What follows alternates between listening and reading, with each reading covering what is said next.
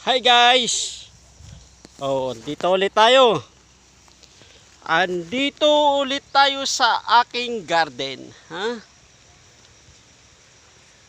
Na ito, nakikita nyo. Nakikita nyo ngayon ang aking tinanim nung nakarang linggo. Yung mais. Yan, medyo tumubo na. Yan. Nakikita nyo na? Yan. Medyo marami-rami rin konti. Pero sa tinanim ko halos kalahati yung hindi tumubo. O alam nyo na, maraming manok dito. Kaya huwag mong asahan na mabubuhay lahat yung tinanim mo. Kasi may mga manok na gala. Yan, nakikita nyo yung mais. Yan, medyo mataba na. Mga 2 months pa. Pwede na yan. Pwede na yan matikman ang tinanim nating mais. Yan. Kita nyo naman.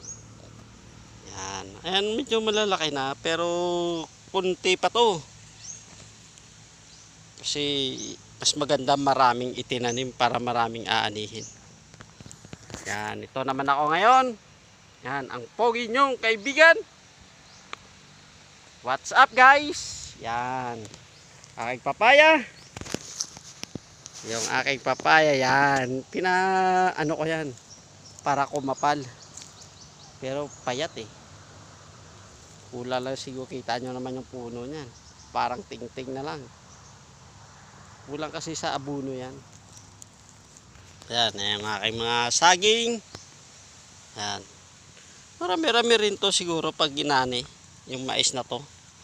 Pag merenda-merenda to eh. Kung sobrang dami na, nagsawa na sa kain ng mais, pwede na siguro to kahit paano ibenta mo para mabawi mo yung pinambili mo ng abuno. Diba? Ito ngayon ang inyong kaibigan. Okay? Abangan nyo ulit sa susunod ang aking video.